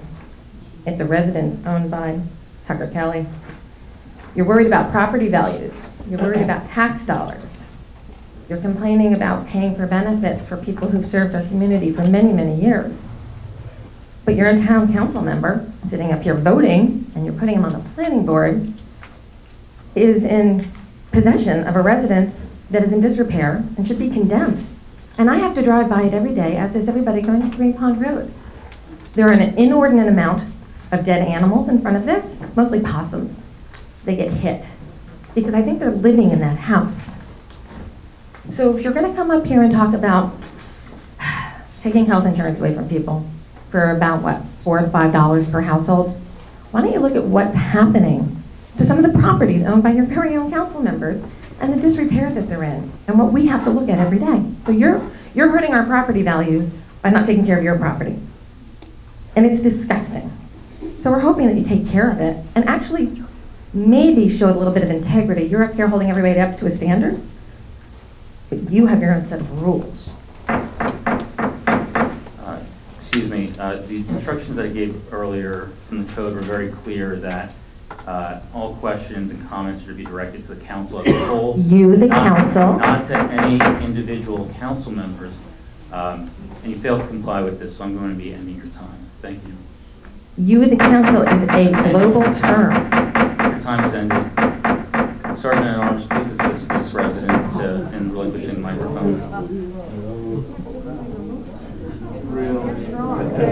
Let her talk. Order.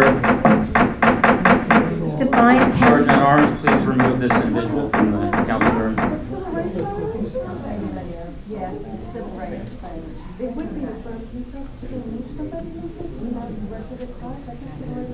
But he did.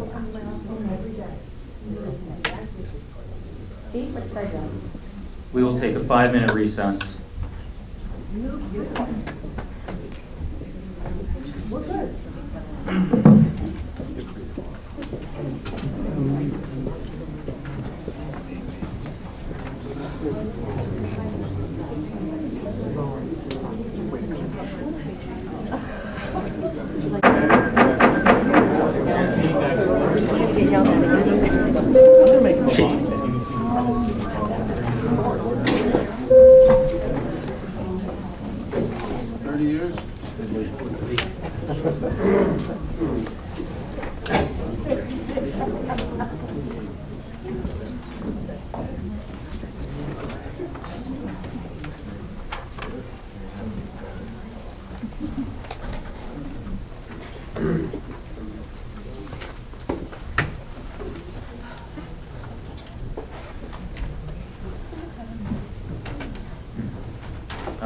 We are back in session at the public portion of the meeting. For the remainder of those who are signed in, I will reread what it says on the sign-in sheet. Ordinance 2-514 requires that any comments or questions made during the public portion of the council meeting must be addressed to the council as a whole and not to any individual council member. Failure to comply with this ordinance may result in the termination of any further opportunity to address the council at this session. And I will also remind everyone that they have 5 minutes to speak based on our code. The buzzer will go off, and then you will also start to hear me gavel. And the expectation is that you will relinquish the microphone so that the next resident who is signed in is able to speak. With that, next on the list is Mike Antonelli. Please state your name and address for the record.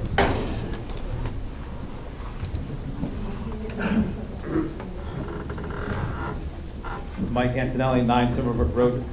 At the council meeting on January 23rd, I had asked this council to have each member give myself and the taxpayers a brief summary as to why they voted yes, no, or abstained on the illegal ordinance 18-03. I had also asked the opinion of the mayor and township attorney. The mayor and township attorney did in fact give me their opinion on this ordinance as directed by the council president, but the council and the president did not. So again, I ask that each member of this council give myself and the taxpayer. Mr. Antonelli, I'll remind you that your comments should be directed to the council as a whole, not to any individual council member. Order. So again, I ask this complete council to give myself and the taxpayers of Rockaway Township a brief summary as how they voted and why on the illegal ordinance 18-03. Also at this meeting, this council designated a 4-person committee to investigate a matter of a water department employee using township property at a personal residence. In my opinion, this is a complete waste of time for our council, especially since we have department heads and administrators that can and did handle this issue, as the mayor had stated. But since this committee was designated, I'd like to know what your findings were. I had also asked about another councilman's appointment to our planning board, which I believe is a conflict of interest, and I was not answered. This councilman has had numerous issues with the planning board and with building code violations in the past and the present. So with these 2 issues alone, it is definitely a conflict of interest. I would like this appointment of this councilman to be terminated, and I would like an answer on this matter, hopefully tonight.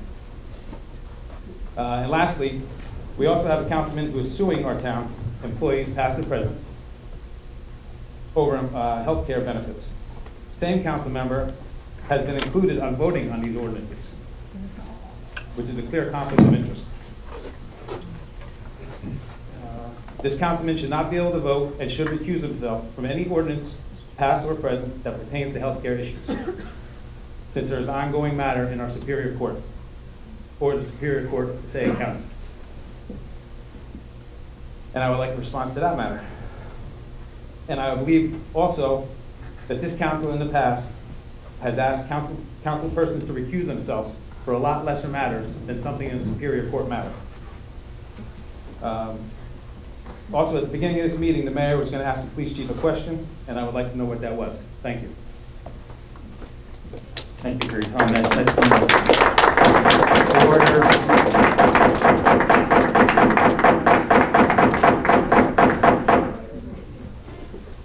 Next on the list is Fred West. Please state your name and address for the record.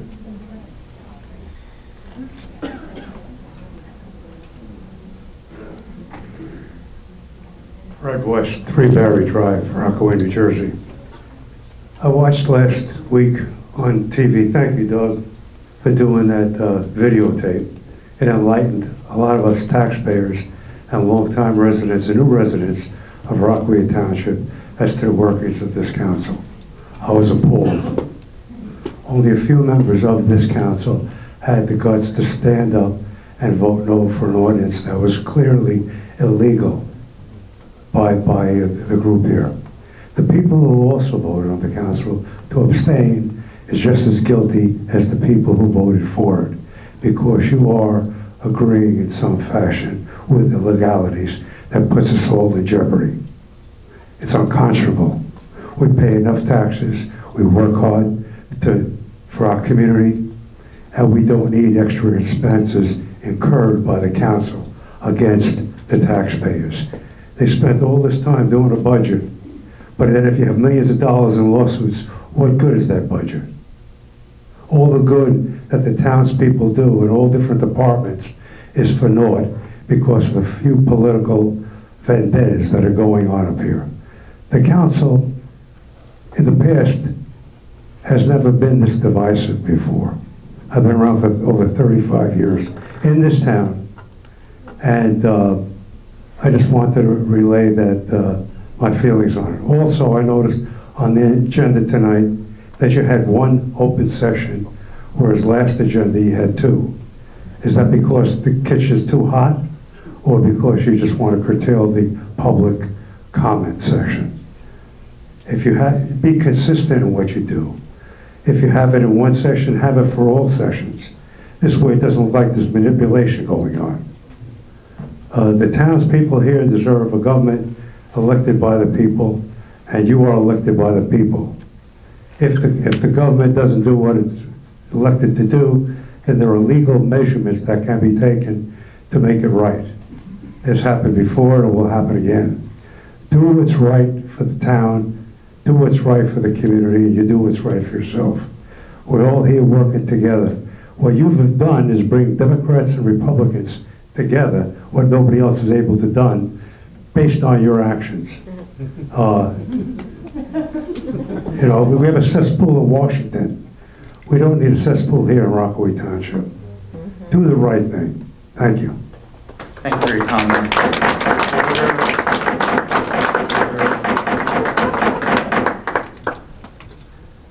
Next on the list is Pat Degnan. Please state your name and address for the record.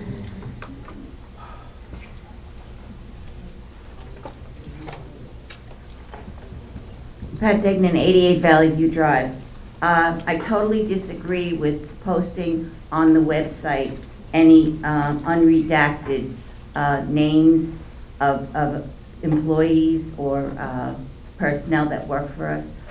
The salaries is fine, but I don't see publishing all their names.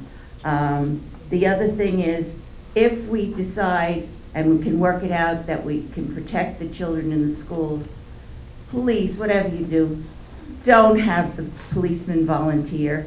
I mean, it's too dangerous a job as it stands. But, you know, we need to pay them for doing this, for protecting our children. You know, the school resource officers, that's fine too. I know in the township we do have an officer that does be in the school at certain times. I know in the high schools, every time I go up to the high school, there's a police car stationed out in front of the high school. When I go into the high school, I have to hit a buzzer. So there is some protection. Let us increase the protection for our children. Thank you.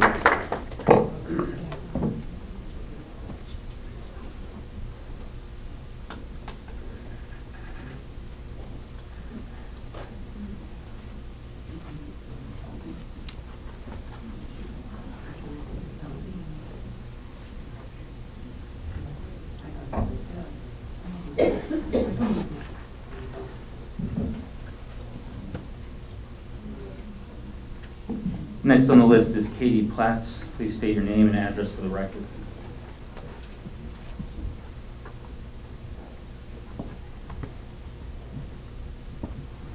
Hi, good evening, Katie Platts, 2 Valhalla Way, Rockaway. You, as a council, have spent quite a lot of time discussing decorum and the need for decorum and the need for order, to the extent that you've designated a police officer to enforce what you determine to be order.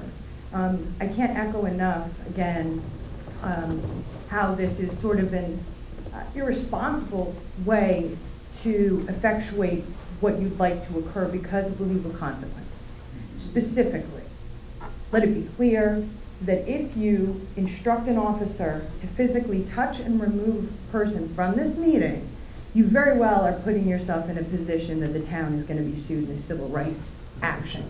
And as an attorney, I'm quite aware that people love filing and pursuing civil rights actions, and if they are, in fact, physically removed without there being a violation of state law, you are likely going to lose that, and in essence, you are again going to make a decision that will be fiscally irresponsible.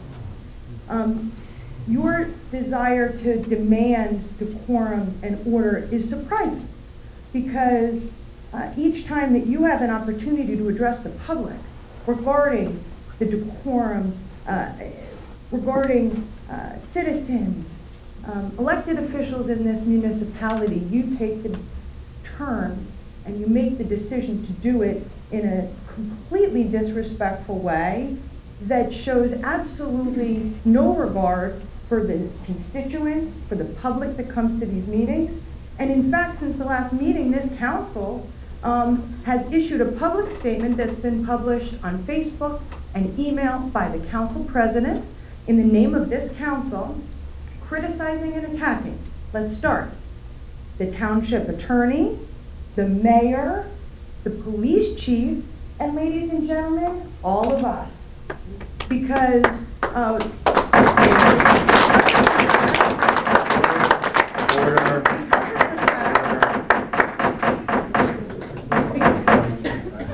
of the fact that people came forward and spoke in opposition to your proposals. That's all it was.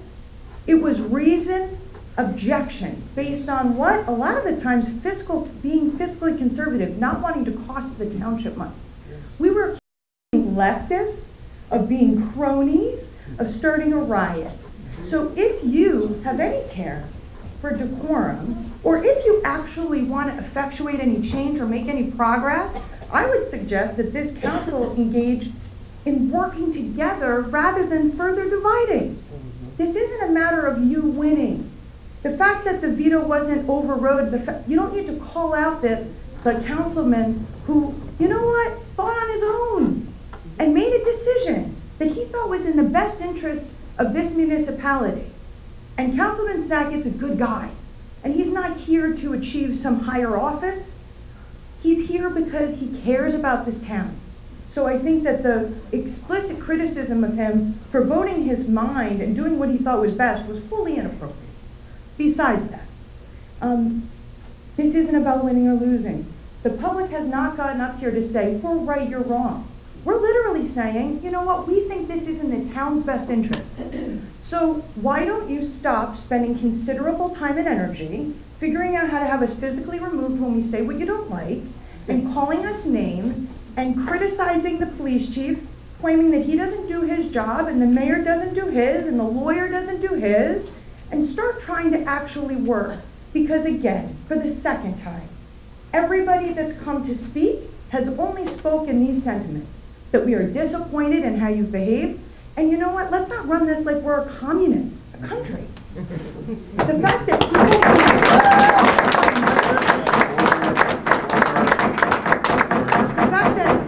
literally council members can't have an open conversation.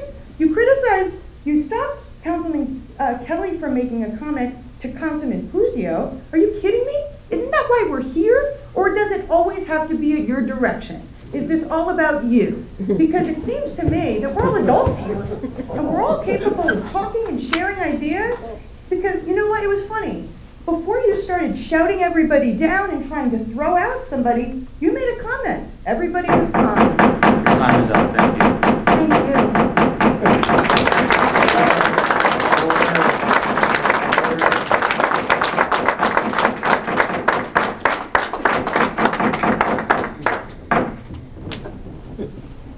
Next on the list is Michael Ilardi.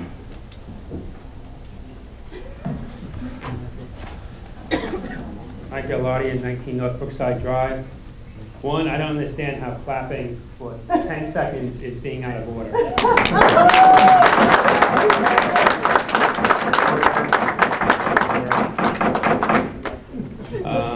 It's out of order because it's preventing you from using your time to speak and delaying others from being able to speak as Well, well. if someone's 5 minutes are enough, they're still within the 5 minutes, they can clap for the remainder of the 5 minutes, I would assume. But you're talking about school safety with police. I think you should consider the mall. I know we have mall police that patrol the mall, or maybe we don't anymore. But the security staff that you see at the mall looks like the mall cop movies. And then tonight, it's been over 2 hours, we're paying an officer to stand here. We have the chief of police here, which I think if he made it all the way to chief, he must be a pretty good police officer. And you got a police station 50 yards away. If there's some uprising here that can't be handled by the chief, and how is he paying this officer? He can go to the schools and cost us nothing in addition to what we're spending here and to stand here and watch this proceeding. And I think Council President especially, her comment about Tucker Kelly answering him which person, Bucco or Pariccio, did it. That's all he said was answer because he knew it, and you hammered him, and then you give dirty looks to council people. We see that. You ought to watch the video and see what you look like up there, because that's what we're watching all night long. I've run meetings. I've run meetings with people that I have total disagreements with. People I can't stand. We respect each other. And we work for the common good of the community. On the budget, which was an excellent presentation, It's a 20% increase in insurance. I'm taking that all liability insurance and everything, the entire insurance. I know I can't direct it, but maybe somebody can answer this question when we're done here. I'd like to know how much that adds over the last 5 years. What's the increase? Just in insurance, because I know insurance has skyrocketed. So I'd like to know what percent that has climbed over maybe for the last 5 years. And I assume I have some time left, so everyone let's clap.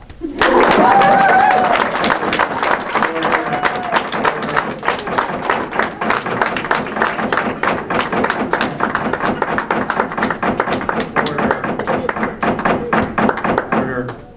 Next on the list is Emily Coleman. Emily Coleman, 18 Lakeshore Drive. I just want to say that that gavel has shattered my nerves tonight. Order. I understand that people want to protect the kids. I want to protect the kids also, but I think we need to teach love and teach tolerance, and I think we could start right now, right in this room. Thank you. Now we'll go to the public. We have a closed session. We will make a motion. I will make a motion for a closed session.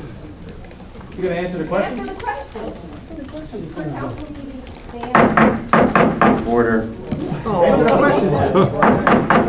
Answer the question. Order. Answer the That's your question. job. Do your Chief, job. please enforce the order in this meeting. Chief.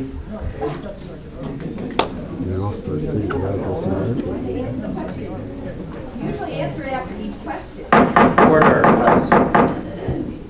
Get over yourself. Oh, God. Shame. Shame on our freeholders.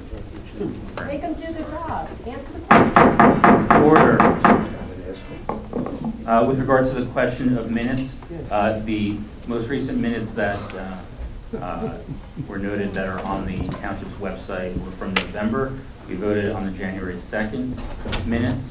The minutes are prepared tonight. The minutes are prepared by the clerk's office. I think for those of you who were here at the reorg meeting, I mentioned that our previous clerk retired. Our deputy clerk is serving as acting clerk, and she's been working with the administration to identify a temp to assist her as the deputy. So we are backed up in the clerk's office on that, but you will be seeing minutes being produced for future meetings soon. With regard to motions being passed, stating whether motions have passed or failed, thank you for that suggestion. We'll incorporate that. The question of motions from the floor, this governing body can prepare ordinances, can prepare resolutions. Those are prepared in advance of the meeting. But as things occur at the meeting, motions from the floor are also allowed and reasonable and legal. Everything in this budget that is the spreadsheet that we voted on is public information. That's why you're allowed to come here and take a look at it. As public information, there's nothing wrong with it being out on the internet to make it easier for the public to read it, and that's why we voted on that. Mr. Grazioli had some concerns about the school system.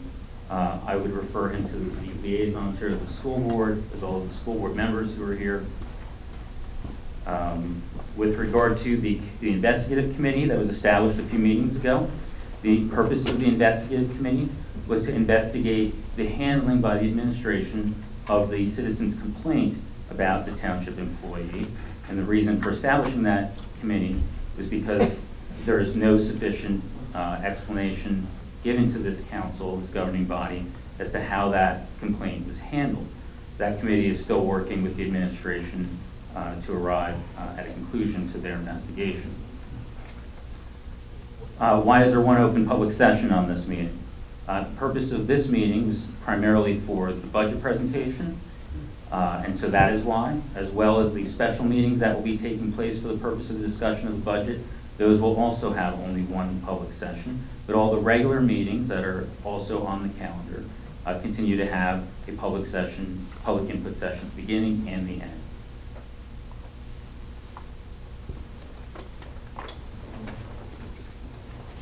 I will refer to the administration, to the mayor's office, the question with regard to the increase, and what were the amounts of the insurance costs for the past 5 years. We'll have to check into that. Business administrator? The slide represented the groups of appropriations. So the 20% didn't represent an increase, that represented 20% of the overall appropriations in the municipal budget. So there are a number of different forms of insurance that the township is engaged in. So I'd be happy to work on preparing a history of increases in that as we move forward with the budget presentation. But please know that we did not get a 20% increase. Yes. I misspoke. Okay, no, I. What was the percentage in the past?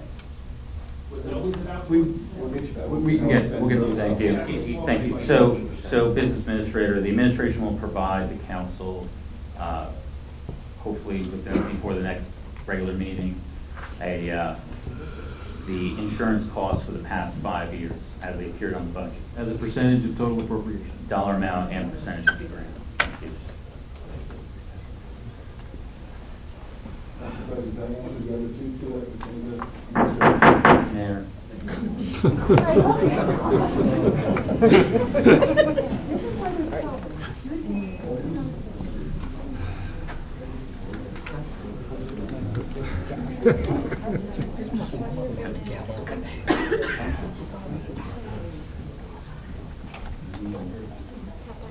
Next on the agenda, we have a closed session. I will move in as Council Vice President seconded. Following the roll call, we will take a 5-minute recess to clear the room. Clerk, please call the roll.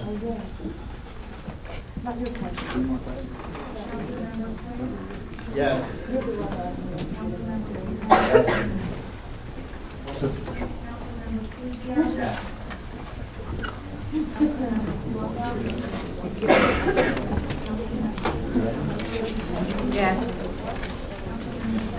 Yes. Yes. Yes. 9 votes yes, 0 votes no, 0 abstentions. Motion carries. 5-minute recess. Employees fall under administration. We told them we took care of it, and it wasn't good administration. Mr. Brewer, can you clear that? Thank you.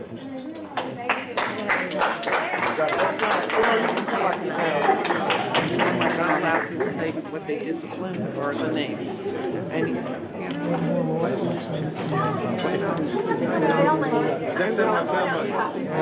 go. Yeah, just give me all, you know.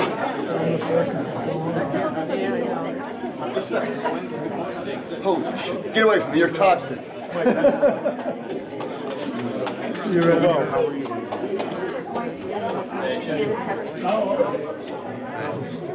I know.